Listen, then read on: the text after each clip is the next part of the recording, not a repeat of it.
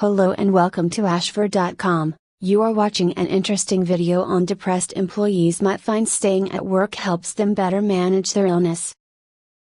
Please read this disclaimer carefully. According to a new study conducted by health economists at the University of East Anglia and the Centre for Diet and Activity Research in the UK, walking or cycling to work is better for people's mental health than driving. A new Australian study suggests rather than calling in sick and taking time off, depressed employees might find staying at work helps them better manage their illness. In the study, depressed employees who took sickness absence experienced no improved health or quality of life, whereas those who continued to work experienced health benefits. Researchers from the University of Melbourne, in collaboration with a team from the Menzies Research Institute at the University of Tasmania, report their findings in the journal PLOS One. In their background information, they note previous research shows that while working through a depressive illness can improve mental health, it can raise risks and costs due to fatigue, poorer concentration and reduced job performance. But what if, with good management, it was possible for employees with depression not only to benefit themselves, but also their employers by staying at work rather than taking sickness absence? This is where there is a big hole in the evidence base, say the authors, who set out to plug it.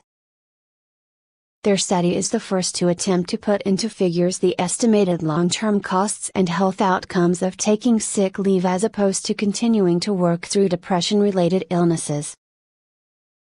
Lead author Dr. Fiona Cocker, from Melbourne's School of Population and Global Health, says you can't expect to make recommendations to workers and employers without such information. Study used hypothetical cohort approach.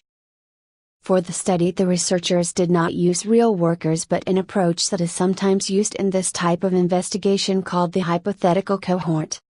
This is a method that amasses features and characteristics typical of the target population, workers with depressive illnesses, from published studies and meta-analyses, and then uses a model to produce results under certain conditions. A key component of this study was to define absenteeism, when the sick employee does not attend work for the duration of the illness episode, and presenteeism, when the sick employee continues to work for the duration of the illness, as mutually exclusive.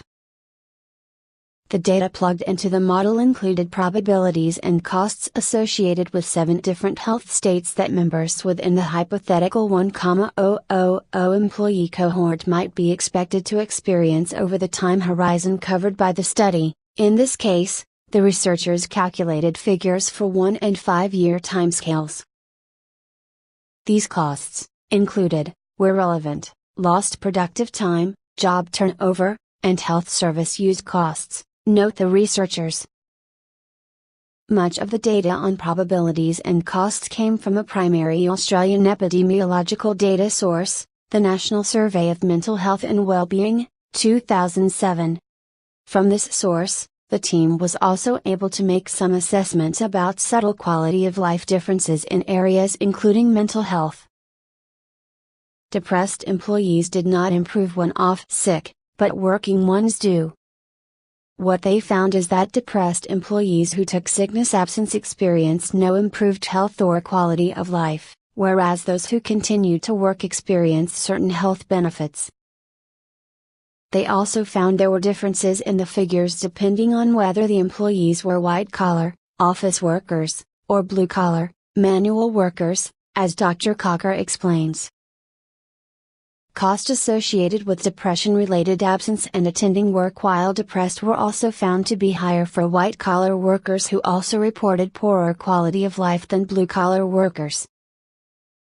The researchers believe the findings are important not only for employers and employees, but also for GPs and other healthcare professionals providing support and advice on whether it would be better to continue working or stay at home during a depressive illness. Mental health strategies should consider promoting continued working. Dr. Cocker says the findings indicate that future workplace mental health promotions strategies should include mental health policies that focus on promoting continued work attendance via offering flexible work time and modification of tasks or working environment. Having a daily routine and the support of coworkers could be one way that workplace programs and alterations can improve the long-term health and well-being of employees with depressive illnesses, she notes. The researchers suggest their findings may also be useful for making recommendations concerning workers with other health conditions like diabetes and heart disease. A new approach could revolutionize the care of depression in cancer patients, raising hope for the nearly 3/4 of depressed cancer patients who do not receive any form of treatment for their depression. References